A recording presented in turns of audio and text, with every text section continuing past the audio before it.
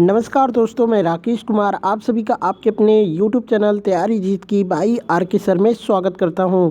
और दोस्तों आज हम बात करेंगे एसएससी CHSL एग्ज़ाम्स 2023 की। जी हाँ दोस्तों, 9 मार्च 2023 को एसएससी CHSL के थर्ड शिफ्ट का एग्ज़ाम ख़त्म हो चुका है और थर्ड शिफ्ट के जितने भी क्वेश्चंस मुझे मिले हैं सब इस वीडियो में डिस्कस करेंगे।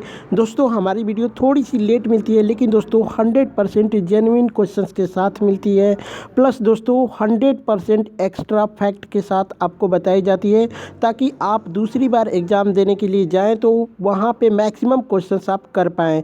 और दोस्तों हर क्वेश्चंस की PDF फाइल बिल्कुल हमारे तरफ से फ्री में दी जाती है, बिना किसी कॉस्ट के। ठीक है, बिना किसी कॉस्ट प्राइस के यहाँ पे PDF भी फ्री में मिल जाएगी। बस आप थोड़ा सा हेल्प कीजिएगा। अगर आपने एग्ज़ाम दिया है आप हमें 8181819473 पे क्वेश्चंस भेज दीजिएगा एक बार ज़रूर से ज़रूर, ताकि दूसरे बच्चों का हेल्प हो पाए, साथ में आपका भी हेल्प होगा। तो वीडियो को लाइक शेयर कर दीजिए। दोस्तों चैनल पे पहली बार विजिट किए हैं, बस एक थोड़ा सा आप हमें मोटिवेट करने के लिए वीडियो को लाइक शेयर ज़रूर करिए और चैनल को सब्सक्राइब कर लीजिए। इससे ज़्यादा कुछ नहीं चाहिए, ठीक है। तो चलिए बिना देर करते हुए क्वेश्चन देखते हैं। भारत में हड़प नीति किसने शुरू की थी? तो लॉर्ड डलहौजी ने शुरू की थी। बात करते हैं दोस्तों, तो लॉर्ड डलहौजी ने हड़प नीति को शुरू करने में बहुत बड़ी भूमिका निभाई थी। पूरी योजना स्वयं लॉर्ड डलहौजी ने तैयार की थी, जिन्होंने 1848 से 1856 तक गवर्नर जनरल के रूप में कार्य किया था। वहीं बात करते हैं दोस्तों, तो यह योजना एक प्रत्यक्ष स्वाभाविक ढंग से लिए बिना राज्यों को ब्रिटिश द्वारा हड़पने की थी। इनमें भारतीय राज्य सतारा, छोटा उदयपुर और नागपुर जैसे कई भारतीय राज्य सम्मिलित थे, जिनका अधिग्रहण किया गया था। ठीक है, बात करते हैं यहाँ पे हड़प नीति से कुछ रिलेटेड क्वेश्चंस जो कि आपके आने वाले एग्जाम्स में बन सकते हैं। जैसे कि लॉर्ड डलहौजी द्वारा इसको तैयार किया गया था। लॉर्ड डलहौजी ने 1848 से 1856 तक भारत के गवर्नर जनरल थे। हड़प नीति के अनुसार शासकों के स्वाभाविक उत्तराधिकारी की अनुपस्थिति में हिंदू भारतीय राज्यों का विनाश किया गया था। लॉर्ड डलहौजी ने इस बात पर बल दिया कि शासन करने का पश्चिमी तरीका पूर्वी की तुलना में बेहतर था। ठीक है, तो ये सभी जो है उसने किया था। वहीं बात करते हैं सहायक गठबंधन की, तो यह 1798 में आया था, जब लॉर्ड जो कि वेलेजली गवर्नर जनरल थे। ठीक है, सहायक गठबंधन कब आया था? तो ये 1798 में आया था, जब लॉर्ड वेलेजली गवर्नर जनरल थे भारत के।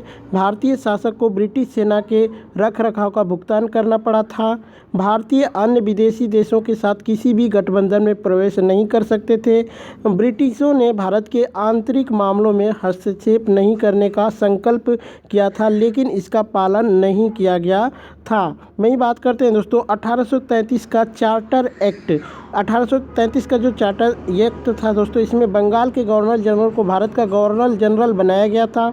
लॉर्ड विलियम बेटिंग इस समय गवर्नर जनरल थे। लॉर्ड मैकाले को गवर्नर जनरल के मंत्रिमंडल में पहला कानून सदस्य बनाया गया था।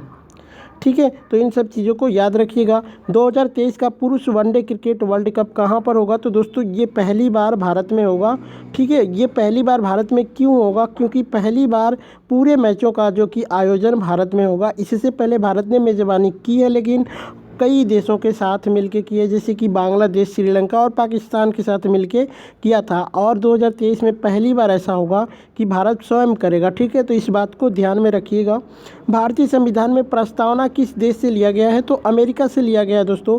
प्रस्तावना की भाषा की बात करें, अगर आपसे क्वेश्चन पूछ दे कि प्रस्तावना की भाषा किस देश से लिया गया है, तब आपका ऑस्ट्रेलिया हो जाएगा। ठीक है, चलिए यहाँ पे किन देशों से क्या क्या लिया गया है एक छोटा सा शॉर्टकट बता देते हैं। जैसे कि ब्रिटिश से लिया गया है सरकार का संसदीय स्वरूप, राज्य के संवैधानिक प्रमुख, निचला सदन, सदन के उच्च सदन से अधिक शक्तिशाली, सदन के प्रति मंत्रिपरिषद की जवाबदेही, कानून के शासन की व्यापकता, ये सभी क्या है? ब्रिटिश के संविधान से लिया गया है। अमेरिका से क्या लिया गया है? प्रस्तावना और मौलिक अधिकार लिया गया है। वहीं बात करते हैं तो उपराष्ट्रपति के कार्य, संविधान में संशोधन, सर्वोच्च न्यायालय की प्राकृतिक और भूमिकाएं, न्यायिक प्रणाली की स्वतंत्रता, ये सभी कहाँ से लिया गया है? अमेरिका से लिया गया गया है। वहीं बात करते हैं दोस्तों ऑस्ट्रेलिया से, तो समवर्ती शक्तियाँ ली गई है। केंद्र और राज्यों के बीच समवर्ती विषयों पर गतिरोध दूर करने की प्रक्रिया भी ली गई है। ठीक है, वहीं बात करते हैं आयरलैंड की संविधान से, तो राज्य के नीति निर्देशक सिद्धांत जिसको DPSP बोला जाता है, राज्यसभा के लिए सदस्यों के चयन की प्रक्रिया, ये आयरलैंड के संविधान से लिया गया है। बात करते हैं जर्मनी का, जो कि बीमर संविधान, यहाँ से राष्ट्रपति की शक्तियों को लिया गया है। बात करते हैं कनाडा की संविधान से क्या लिया गया है, तो एक मजबूत देश के प्रस्तावना, नाम भारत संघ, ठीक है, अवशिष्ट शक्तियों का निहित होना, ये सभी कहाँ कनाडा से लिया गया है। बात करते हैं दक्षिणी अफ्रीका के संविधान से, तो संसद में 2/3 बहुमत से संशोधनों को लागू करने की प्रक्रिया, राज्य विधानसभा मंडलों द्वारा जो कि अनुपातिक प्रतिनिधित्व के आधार पर राज्यसभा के सदस्यों का चयन, ये दक्षिणी अफ्रीका से लिया गया है। एक प्रश्न आया था दोस्तों कि लिंगराज मंदिर कहाँ पे स्थित है, तो ये भुवनेश्वर उड़ीसा में स्थित है। बात करते हैं तो लिंगराज मंदिर 11वीं शताब्दी में राजा जाजती केसरी द्वारा बनाया गया था।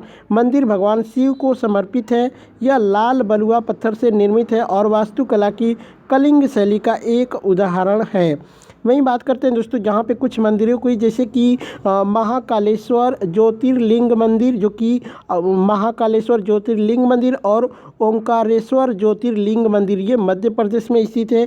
ब्रह्मेश्वर मंदिर, जगन्नाथ मंदिर, लिंगराज मंदिर, कोणार्क का सूर्य मंदिर, ये सभी ओडिशा में स्थित है। सोमनाथ ज्योतिर्लिंग मंदिर, मार्तंड सूर्य मंदिर, ये गुजरात में स्थित है। बृहदीश्वर मंदिर, श्री रंगनाथ स्वामी मंदिर, मीनाक्षी अम्मन मंदिर तमिलनाडु में स्थित है। तो इन सब चीज़ों को आप रिवीजन कर लेंगे तो काफ़ी फ़ायदा होगा। बाकी वीडियो अच्छी लगेगी तो लाइक शेयर करिएगा। किस भाला फेंक खिलाड़ी को 4 साल के लिए प्रतिबंधित किया गया है? हाल ही में तो शिवपाल सिंह को 4 सालों के लिए प्रतिबंधित कर दिया गया है। डोप जांच में विफल होने पर 4 सालों के लिए उन पर प्रतिबंध लगा दिया गया है। तो शिवपाल सिंह आपका मेरे हिसाब से राइट आंसर होगा दोस्तों। अदरवाइज क्या पूछा था कमेंट करके एक बार बता सकते हैं। एक प्रश्न आया था दोस्तों कि गुजरात के राष्ट्रीय रक्षा यूनिवर्सिटी में जो कि पुलिस कर्मियों के लिए स्ट्रेस फ्री ट्रेनिंग भवन का उद्घाटन किसने किया था? तो नरेंद्र मोदी ने किया था। एक प्रश्न आया था दोस्तों कि INS विक्रांत नौसेना में कब शामिल हुआ था? तो दोस्तों हाल ही में 2 सितंबर 2022 को INS विक्रांत को नौसेना में शामिल किया गया। मेरे हिसाब से दोस्तों ये न्यू वाला ही पूछा गया था। बात करते हैं, चलिए पुराने वाले के बारे में भी बता देते हैं। जैसे कि INS विक्रांत नाम का जंगी जहाज़ पहले भी भारतीय नौसेना में रह चुका है, जो कि HMS जो कि हरक्यूलिस नाम के जंगी जहाज़ को भारत ने 1957 में ब्रिटेन से खरीदा और फिर INS विक्रांत के नाम से उसे 1961 में भारतीय नौसेना में शामिल किया था। तो दोस्तों ये नया वाला ही पूछा गया था, तो आई थिंक आपका 2 सितंबर 2022 होना चाहिए। अदरवाइज कमेंट करके एक बार कंफर्म कर दीजिएगा। एक प्रश्न आया था कि अंडमान और निकोबार को कौन सा चैनल अलग करता है? तो 10 डिग्री चैनल इसको अलग करता है। जी हाँ दोस्तों, बात करते हैं यहाँ पे और इससे रिलेटेड इंपॉर्टेंट फैक्ट की, तो 8 डिग्री चैनल जो कि लक्षद्वीप और मालदीव को अलग करता है। भारत और श्रीलंका को पाक जल डमरू मध्य जो कि द्वारा अलग किया जाता है। अंडमान और निकोबार द्वीप समूह को 10 डिग्री यानी 10 डिग्री चैनल अलग करते हैं। 6 डिग्री चैनल जो कि इंडोनेशिया से इंदिरा पॉइंट को अलग करता है। संपूर्ण लक्षद्वीप को 11 डिग्री चैनल द्वारा विभाजित किया गया है। वहीं बात करते हैं जिसके उत्तर में अमीनी द्वीप है और दक्षिण भाग में कन्नानोर द्वीप है। ठीक है, लक्षद्वीप की राजधानी का जो कि कवारती और मालदीव की राजधानी माले है, इसको भी याद रख लीजिएगा, आपके एग्जाम में पूछ सकता है। एक प्रश्न आया था कि 42वां संविधान संशोधन 1976 के द्वारा प्रस्तावना में कौन सा शब्द जोड़ा गया था? तो दोस्तों ये तो ऑप्शंस के अकॉर्डिंग बताना पड़ेगा, लेकिन वहाँ पे 3 शब्द जोड़े गए थे जो कि समाजवादी, धर्मनिरपेक्ष और अखंडता, ये तीनों शब्दों को जोड़ा गया था 42वें संविधान संशोधन के द्वारा। बात करते हैं दोस्तों, तो इसे इंदिरा गांधी की अध्यक्षता में भारतीय राष्ट्रीय कांग्रेस द्वारा अधिनियमित किया गया था। प्रस्तावना में समाजवादी, धर्मनिरपेक्ष और अखंडता शब्द जोड़े गए थे। 42वें संविधान संशोधन अधिनियम को लघु संविधान के नाम से भी जाना जाता है। बात करते हैं 42वें संविधान संशोधन अधिनियम के बाद नागरिकों हेतु 10 मौलिक कर्तव्य जोड़े गए थे। इसने राष्ट्रपति को मंत्रिमंडल की सलाह के लिए बाध्य भी कर दिया था। वही बात करते हैं दोस्तों, तो भारतीय संविधान में मौलिक अधिकारों के अनुच्छेद जो कि 21A में 6 से 14 वर्ष की आयु के सभी लोगों के लिए शिक्षा का अधिकार शामिल कर दिया गया था। इसको 86वें संविधान संशोधन अधिनियम 2002 के माध्यम से संविधान में शामिल किया गया था। बात करते हैं तो यह मौलिक अधिकार के रूप में 6 से 14 वर्ष की आयु के सभी बच्चों को मुफ्त और अनिवार्य शिक्षा प्रदान करता है।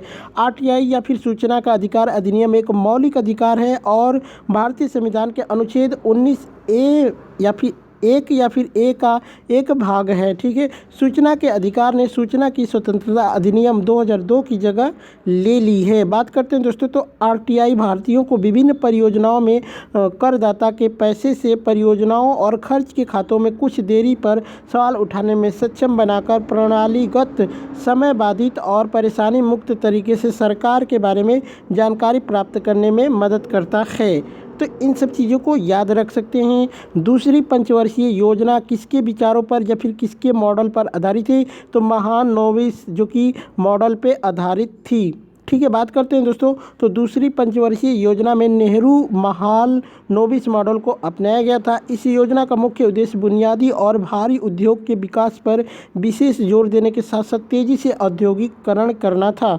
1956 की औद्योगिक नीति ने आर्थिक नीति के लक्ष्य के रूप में समाज के एक समाजवादी प्रतिरूप की स्थापना को स्वीकार कर लिया था। प्रो पीसी महालनोबिस इस मॉडल के मुख्य वास्तुकार थे। यह मूल रणनीति थी भारी उद्योग और सेवाओं पर खर्च में निवेश। ठीक है, वही बात करते हैं, इसमें बढ़ाने के लिए क्रय शक्ति बढ़ाने के लिए और दूसरी ओर नई मांग को पूरा करने के लिए छोटे और घरेलू उद्योग उत्पादन बढ़ाने के लिए जितना संभव उतना निवेश और उत्पादन बढ़ाकर उपभोक्ता वस्तुओं की आपूर्ति बढ़ाना था। वही बात करते हैं दोस्तों, इसमें बचत निवेश की, तो बचत निवेश पूंजी उत्पादन अनुपात उद्देश्यों और अल्पकालिक राष्ट्रीय आय अनुमानों का विचार यह बताता है कि पहली पंचवर्षीय योजना जो कि हैरोल्ड डोमर के प्रतिमान पर आधारित थी और 1952 में स्थापित की गई थी। 1951 से 1956 तक चली थी। तीसरी पंचवर्षीय योजना में कोई विशिष्ट योजना प्रतिमान नहीं है।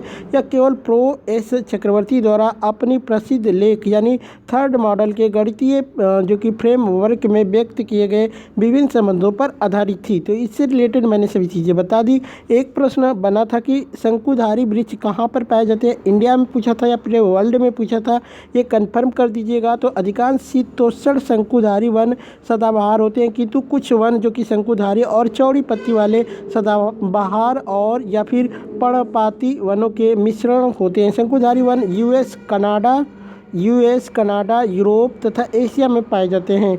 भारत में सब जो कि शंकुधारी वृक्ष हिमाचल प्रदेश में पाए जाते हैं। अगर इंडिया का पूछा गया होगा तो हिमाचल प्रदेश आप कर सकते हैं। एक प्रश्न आया था दोस्तों कि इनमें से किस क्षेत्र में महानदी नहीं बहती है, इसका ऑप्शंस कमेंट करके बता दीजिएगा। बाकी दोस्तों यही सब क्वेश्चन थर्ड शिफ्ट के मिले हैं। वीडियो कैसी लगी कमेंट करके एक बार ज़रूर बताइएगा। दोस्तों बड़ी मेहनत लगती है, प्लीज़ यार एक बार चैनल को सपोर्ट ज़रूर करिएगा। चलिए चलते मिलते हैं नेक्स्ट वीडियो में, तब तक के लिए जय हिंद, जय भारत।